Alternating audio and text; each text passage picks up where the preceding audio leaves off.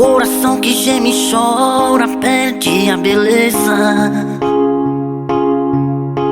Precisa de um ombro amigo. Na nossa vida, para tudo há um tempo determinado debaixo do céu. Para todas as ocasiões, Deus separa um tempo específico. Há tempo de chorar, há tempo de sorrir, há tempo de plantear, há tempo de colher, há tempo de semear.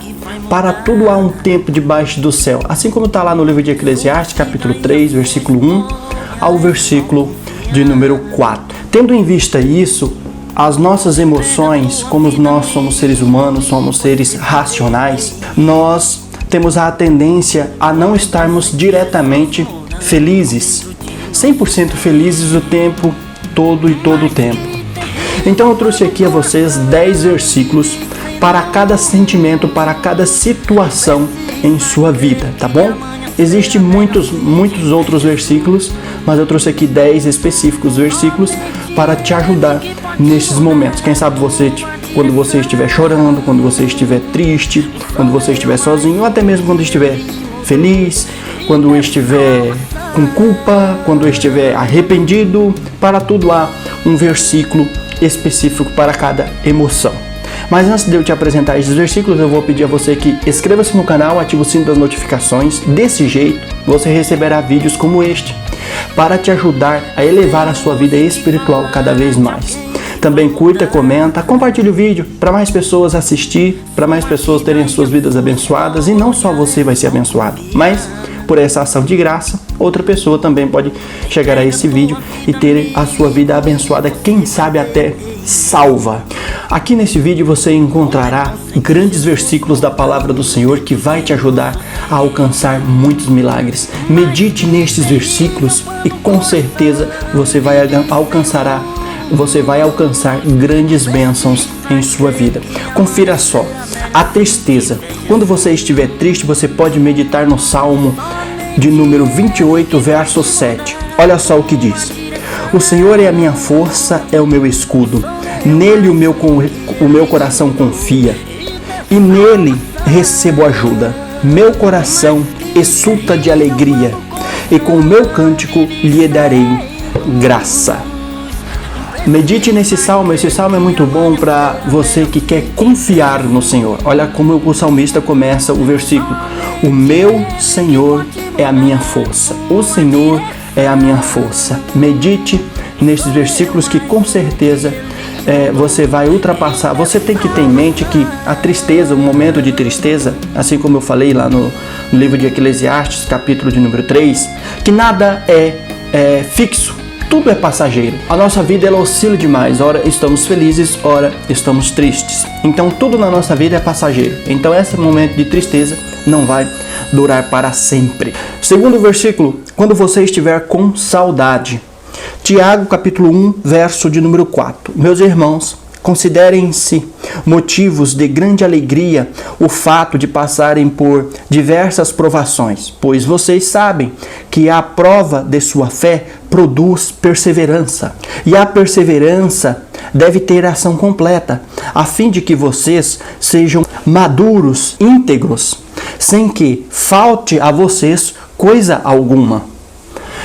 O sentimento de saudade é quando nos falta alguma coisa. De repente você sente a saudade de uma pessoa da sua família que foi embora para um lugar distante, de uma situação em sua vida, de algo, algum objeto que você perdeu e você sente saudade porque tem um valor sentimental. O livro está dizendo, que o versículo está dizendo, que a palavra do Senhor está dizendo a mim e a você, é que quando sentir saudade, regozije, sinta gratidão, pois a prova de nossa fé é que vai nos fortalecer cada vez mais. E essa tristeza, essa saudade, não é para te fazer abater, mas sim para você ficar mais forte cada vez mais.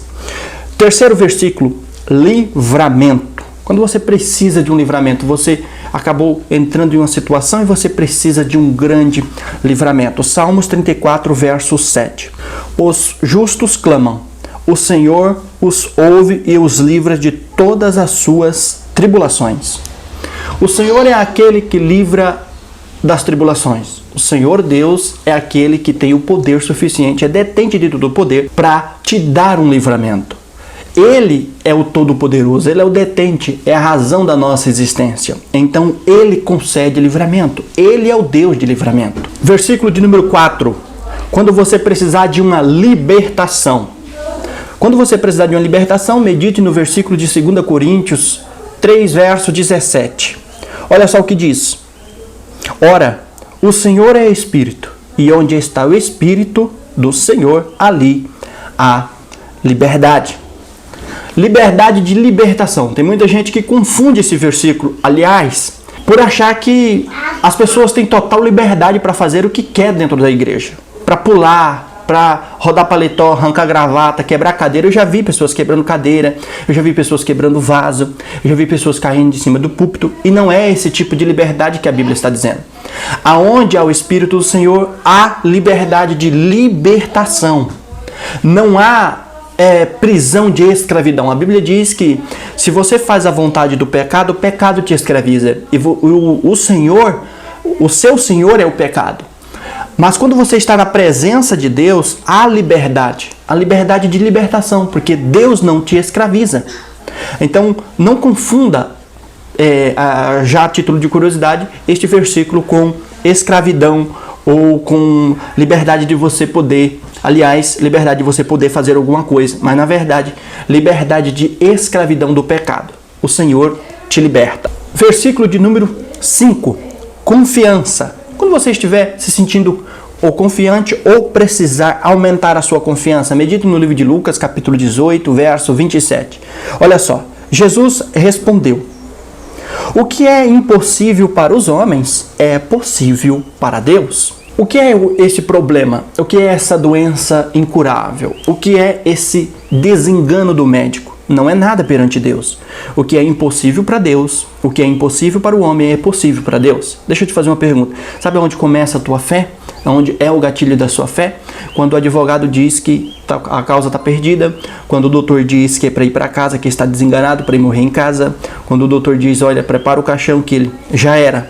Aí aciona a sua fé. A sua fé começa quando acaba a possibilidade do homem agir, do homem curar. Aí a sua fé entra e Deus diz, agora é minha vez. Então confie no Senhor. O que é impossível para o homem é possível para Deus.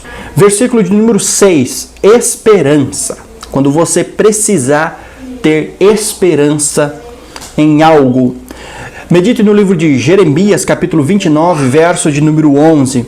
Por quê? Sou eu que conheço os planos que tenho para vocês, diz o Senhor, planos de fazê-los prosperar e não de causar dano, planos de dar a vocês esperança e um futuro, ou um futuro de esperança, dependendo a tradução. É Deus quem te dá o seu futuro, é Deus quem promove o seu futuro, é Deus quem altera o seu futuro, quem escreve a sua história. Então tenha esperança. Os pensamentos de Deus é mais alto do que os seus pensamentos. Os projetos de Deus é maiores do que os seus projetos. Versículo de número 7. Quando você estiver passando por um momento de precisar arrepender, quando você estiver precisando se arrepender de algo ou estiver com um sentimento de arrependimento, medite no livro de Atos dos Apóstolos, capítulo número 3, verso 19. Arrependa-se, pois, e voltem-se para Deus, para que os seus pecados sejam cancelados.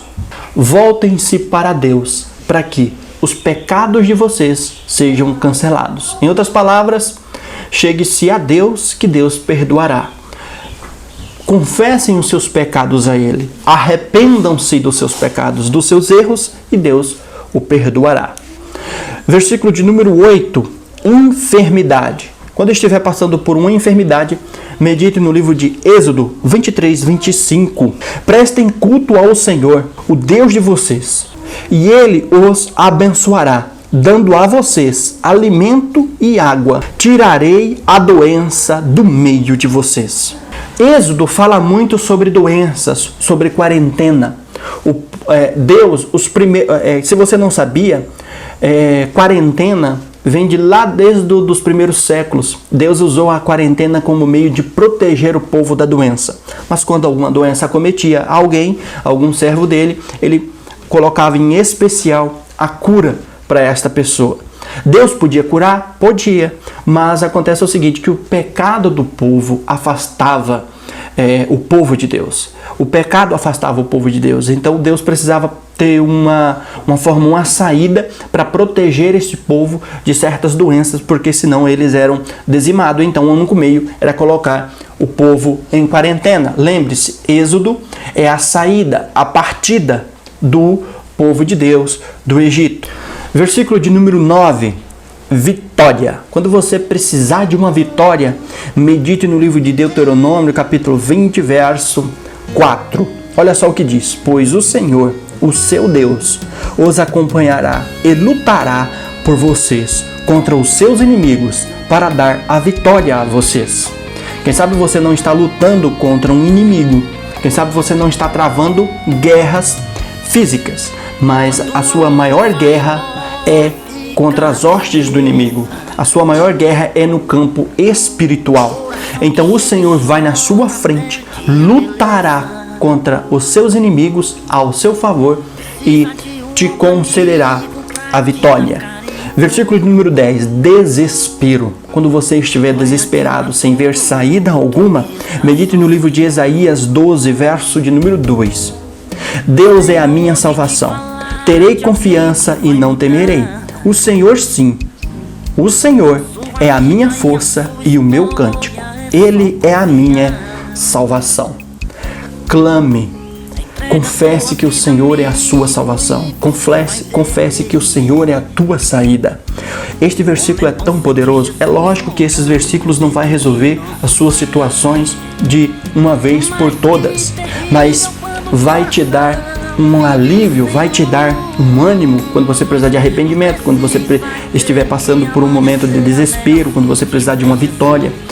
É lógico que esse versículo não vai resolver os seus problemas, mas vão te abrir uma porta, abrir um leque de opções para você escolher e não ficar de porta fechada. O Senhor é a tua paz, o Senhor te ajuda.